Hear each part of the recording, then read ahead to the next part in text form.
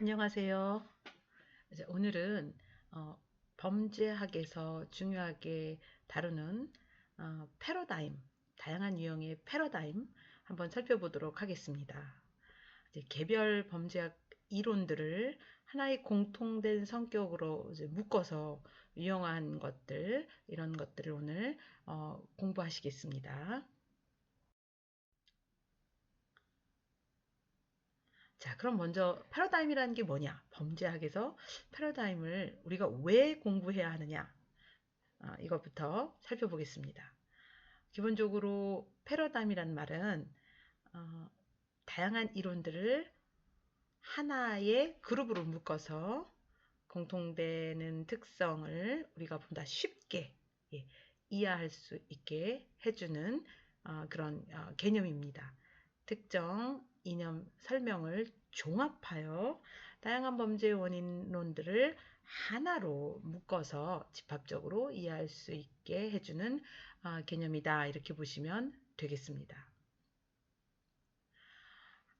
학자들마다 범죄의 원인을 설명하는 방식, 개념들이 너무나 다양합니다. 개별 이론 하나가 다 그럴듯하게 들립니다. 하지만 정말로 어떤 이론, 어떤 범죄학 원인론이 가장 큰 설명력을 갖고 있는지 실증적으로 보여주기는 굉장히 어렵습니다. 더 나아가서 다양한 개별 이론들이 사실은 부분 굉장히 비슷한 원인론을 가지고 있습니다. 비슷한 개념, 요소들을 가지고 같은 듯 다르게 범죄의 원인을 설명하는 것입니다. 그래서 하나의 범주로 묶어서 좀 비슷한 성격이 있는 이론들은 하나의 집합으로 우리가 크게 유형화해서 볼 필요가 있습니다. 이렇게 했을 때 보다 효과적인 범죄 원인 설명 가능하고 또 그것을 기반으로 한 체계적인 객관적인 범죄 예방 대책 수립이 가능하다고 하겠습니다. 오래전부터 우리 인간의 합리성을 근거로 한 다양한 범죄 이론들이 있었습니다. 그리고 실중주의라는 큰 철학적 사조 안에 범죄의 원인을 설명하는 이론들도 있었습니다. 시대에 따라 우리 사회가 안에서 다양한 인간관, 철학적 사조가 등장함에 따라 하나의 패러다임으로 묶일 수 있는 범죄학 개별 이론들이 나타나게 되었다. 이렇게 보시면 되겠습니다.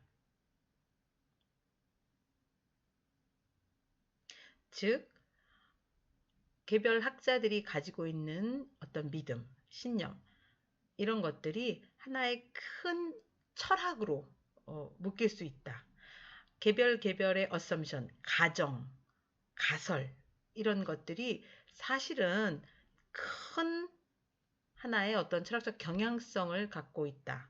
그래서 우리가 먼저 범죄 패러다임을 배우고 큰 철학적 어떤 의미, 경향성 이런 것을 패러다임으로 배우고 그 다음에 그 하나의 패러다임 안에 있는 개별 이론들을 공부하는 것이 훨씬 더 정확하게 특정 범죄학 이론을 이해하는 방법이라고 하겠습니다. 여러분이 하나의 어떤 국가, 한 나라 여행하기 전에 그 나라가 속한 그 세계 지도 안에서의 위치 이런 것들을 먼저 확인하는 게 훨씬 더 그 국가를 이해하는데 도움이 되겠죠. 그 국가가 한 국가가 가지고 있는 어떤 사회문화적인 특성 이런 것들을 개별 나라로 보시기보다는 여기는 큰 아시아 지역, 또 하나의 큰 중동 지역, 유럽 지역, 그죠? 이렇게 큰 어떤 영토 위치를 먼저 이해하시고 그 지역이 갖고 있는 특징을 공부하신 후에 내가 이번에 방문할 혹은 내가 여행할 특정 나라를 보시면 훨씬 더 그 개별 나라를 더 많이 이해하실 수 있을 겁니다. 자, 이렇게 우리가 패러다임을 공부하는 이유는 먼저 개별 이론들이 어떤 공통되는 인간관, 인간을 바라보는 눈이에요. 이런 것들을 가지고 있는지 먼저 명확히 구분하고, 그리고 개별 이론을 공부하겠다 하는 이런 큰 어떤 계획을 가지고 있다. 이렇게 이해하시면 되겠습니다. 자, 패러다임 범죄학 안에 크게 5가지가 있습니다. 네. 자, 첫 번째는 앞에서 잠깐 말씀드린 rational choice, 합리적 선택 패러다임입니다. 여러분, 어렵게 생각하지 마시고요. 큰 우산을 쓰고 있고, 큰 그 우산 안에 여러 명의 사람이 하나 같이 이렇게 한 패러다임, 한 우산 속에 모여 있다고 이해하시면 되겠습니다. 사람 한 명 한 명마다 성격도 다르고 생김새도 달라요. 하지만 분명한 건 같은 색깔, 큰 빨간 색깔 우산에 다 모였다. 네, 이렇게 이해하시면 되겠습니다. 첫 번째 이 빨간 색깔 우산은 합리적 선택 패러다임이에요. 합리적 선택 우산에 모였습니다. 이 우산 속에 있는 이론들은 사실은 굉장히 흥미로운 인간관을 가지고 있습니다. 기본적으로 범죄자를 바라볼 때 인간 자체가 모두 다 합리적 추론, 판단을 할 수 있는 존재다. 따라서 범죄자도 마찬가지다라고 이해를 합니다. 자, 나에게 최적화된 결정을 할 수 있다는 말은, 네, 주관적 합리성이지만 어쨌든 나에게 가장 이익이 되는 것이 무엇인지 나름의 주관적 개인적 합리성을 발휘해서 본인에게 가장 이익이 되는 것이 무엇인지 최대한 합리적으로 해석할 줄 아는 사람이 바로 범죄자다라고 보는 시각입니다. 자, 따라서 형벌이 엄격할 때, 즉 내가 문제 행동을 했을 때 굉장히 내가 받을 고통이 클 것이야. 예, 이런 걸 인식하게 되면 사전에 범죄를 포기할 수 있는 존재다라고 보는 시각이다. 이렇게 이해하시면 되겠습니다. 불법 행동, 즉 우리 형법에 포함되어 있는 공식적인 그 범죄 행위에 초점이 있습니다. 아직 범죄로 명확히 우리 사회 구성원들에게 이렇게 인식되지 않은 일반적인 부도덕한 행위, 일탈 행위는 사실 합리적 선택 패러다임에서는 별 관심이 없습니다. 네. 왜냐하면 인간은 합리적 판단을 할 수 있는 존재이기 때문에 나에게 어떤 손해가 잠재적으로 어떤 손해가 일어날지, 그렇죠? 네, 이런 거를 고려하는, 그렇죠? 그런 사고 방식을 가지고 있기 때문에 뭐 비윤리적인 거, 뭐 일탈행위 이런 거는 별로 우리가 고려하지 않아도 된다. 이렇게 인간관을 바탕으로 해서 형사사법 시스템을 어떻게 운영해야 하는지를 설명하는 범죄 패러다임이라고 보시면 되겠습니다. 공식적으로 우리가 범죄라고, 그쵸? 형법에 이제 규정되어 있는 이 행동들을 가지고 사회 구성원들이 어떻게 자신의 행위를 사전에 포기하고 억제하는가, 이거를 연구하는 사람들, 이걸 제일 중요하게 다루는 사람들이 합리적 선택 패러다임에 속해 있다라고 이해하시면 되겠습니다. 따라서 하나의 단점일 수 있겠죠. 지금은 범죄로 규정되어 있지 않지만 우리 사회에서 이건 좀 문제야. 앞으로 이런 아동에 대한 그 온라인 그루밍 행동은 처벌해야 돼. 아직은 법으로 우리가 처벌할 수 없지만 이건 정말 잘못된 행동이야. 이런 거에 대해서는 크게 고려하지 않고 반대로 또 공식적인 어떤 이 범죄 정의를 무조건 받아들이는 이런 문제점이 있다는 비판을 받기도 합니다. 어쨌든 제일 중요한 것은 이 합리적 선택 패러다임에서는 인간은 자신의 미래의 고통을 최소화시키고, 즉 내가 지불해야 될 비용을 최소화시키고 자신의 잠재적인 이익을 극대화시키려는, 예, 이런 어, 그 욕구가 있다라는 것을 어, 자연스럽게, 네, 이렇게 받아들이는 패러다임이다, 이렇게 이해하시겠습니다. 자, 앞에서 살펴본 합리적 선택과 이게 좀 반대되는 우산이 있습니다. 반대되는 패러다임. 자, 파란색 우산이라고 예를 들게요. 이 우산에 모인 범죄학 이론들은 어, 앞에 합리적 선택과는 달리 인간은 그다지 합리적인 판단을 할 수 있는 존재가 아니다라고 이야기를 합니다. 기본적으로 범죄자든 일반인이든 인간이라는 존재는 내 주변 환경, 내 주변에 존재하는 사람들, 내 주변에서 보이는 어떤 반응들에 큰 영향을 받는다. 이렇게 이해를 합니다. 이런 인간관을 가지고 있기 때문에 실증주의 패러다임에서는 범죄의 원인을 그 명확한 객관적인 요인 또는 주변 사람들이 미치는 영향 또는 태어나면서 범죄자가 갖게 된 어떤 명확한 신체 생물학적 특징, 병리학적 특징, 뭐 이런 것들에 관심을 갖고 이것들을 중요한 범죄 원인으로 생각합니다. 더 나아가서 실증주의 범죄 패러다임에 속한 학자들은 명확한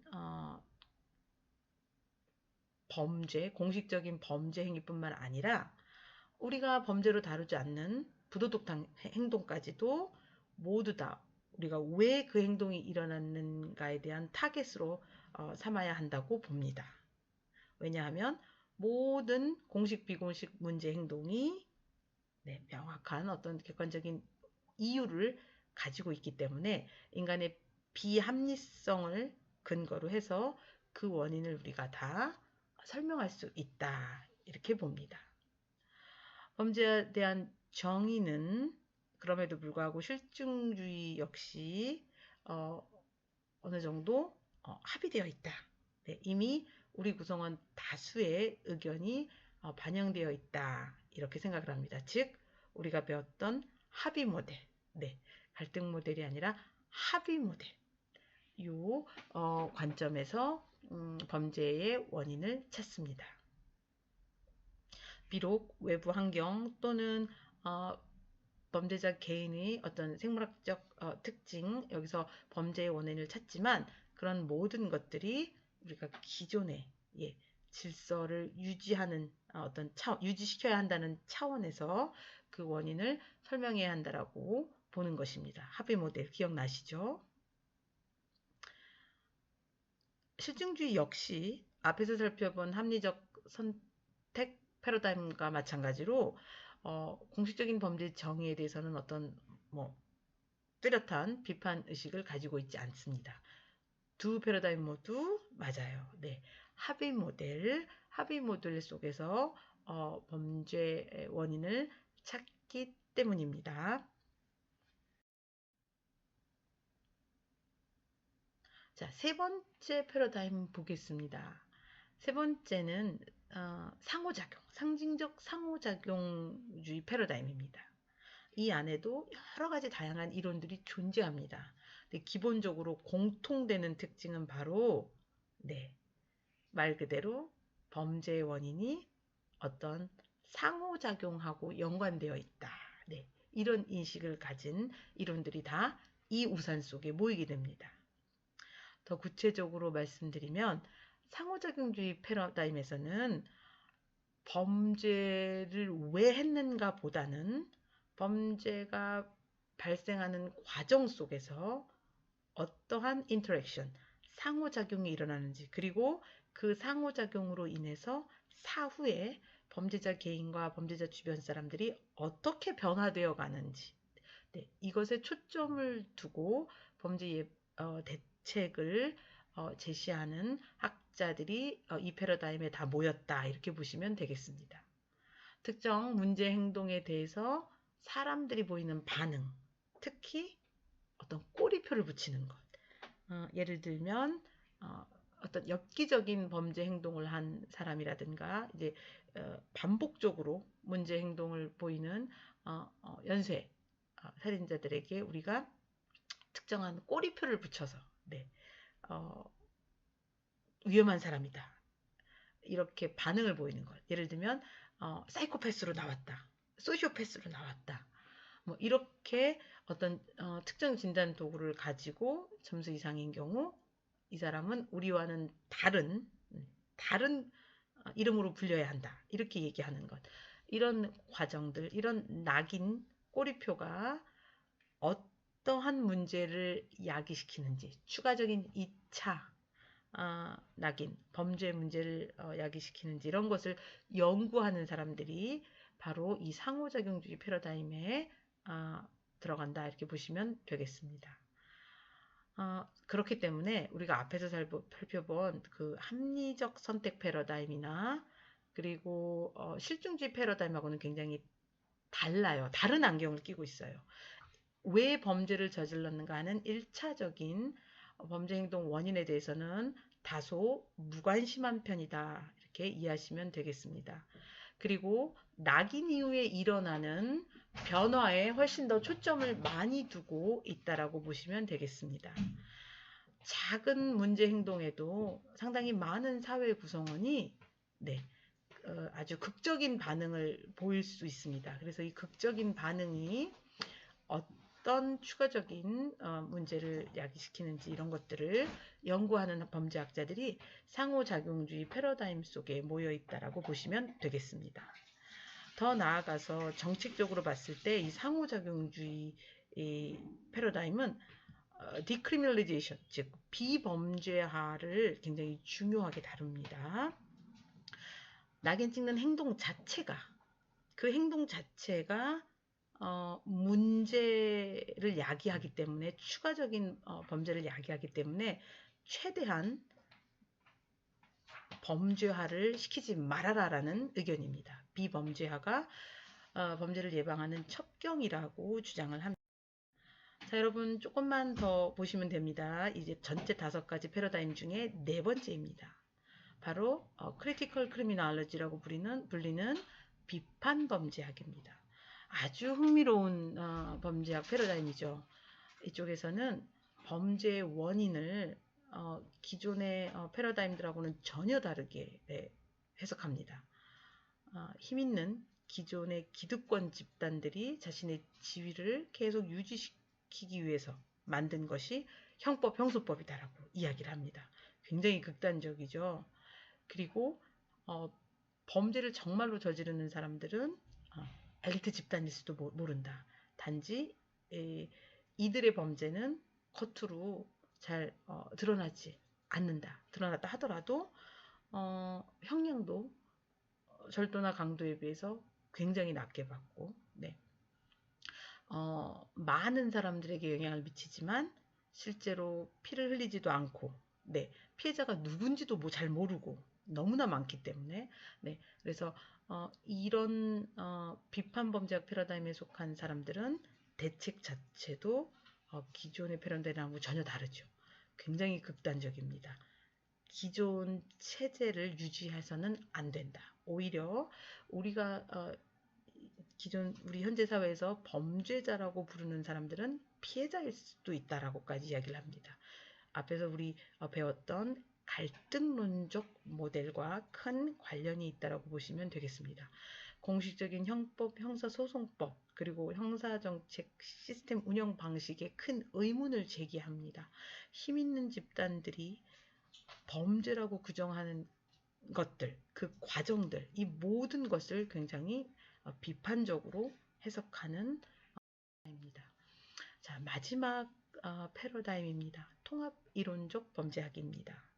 범죄의 원인은 말 그대로 하나의 패러다임, 하나의 이론으로 설명할 수 없다고 보는 시각입니다.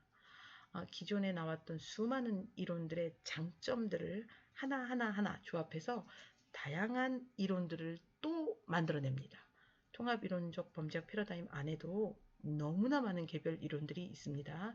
그 중에서 최근에 가장 큰 주목을 받고 있는 라이프 코스 크리미놀로지, 생애과정 범죄 패러다임에 대해서 배우도록 하겠습니다. 기본적으로 통합이론적 범죄학 패러다임 역시 합의론적 모델을 따르고 있습니다. 어느 정도 우리가 유지하고 있는 기존 질서를 언더 컨트롤, 네, 우리가 조절, 통제하는 그 의지 가지고 이론을 찾자라는 시각입니다.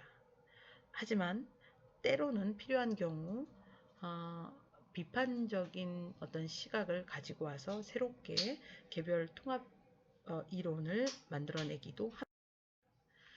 자, 여러분 고생 많으셨습니다. 여러분 범죄학 많은 교재들이 있는데 우리 그린 출판사에서 그 번역서로 출판한 그린 출판사의 범죄학 책을 보면 이제 이런 문장이 있습니다. 다양한 어떤 이런 패러다임, 그 이념적인 가치관 속에서 최대한 객관적이고 과학적인 예방 대책을 찾는 것이 범죄학자의 의무이자 역할이다. 자, 여러분, 우리가 이제 범죄학 이론을 어찌 보면 관념론적인 차원에서만 살펴보는 것처럼 보일 수도 있습니다. 하지만 그 이론을 바탕으로 해서 우리가 개별 범죄에 대한 어떤 실질적인 예방책, 그리고 범죄를 감소시키기 위한 어떤 구체적인 대책들도 함께 제시해 나가야 한다는 것을 꼭 기억하시기 바랍니다. 이것이 바로 제가 지난 시간에도 말씀드렸던 근거 기반 범죄 예방 대책이라고 하겠습니다. 여러분, 범죄학 수업 이외에도 앞으로 범죄학 관련 데이터 수집, 분석을 공부하는 형사사법 연구 방법론, 그리고 공식범죄 통계학, 이런 수업들을 듣게 되실 겁니다. 이론을 기반으로 해서 다른 수업을 들으신 지식을 결합해서 꼭 증거 기반 범죄 예방 대책, 예비 범죄 예방 전문가로서 대책을 수립하는 그런 사람이 되시길 바랍니다. 오늘 수업 고생 많으셨습니다. 철저하게 복습하시고 다음 주부터 우리 범죄 패러다임 하나하나씩 시작해 보도록 하겠습니다. 감사합니다.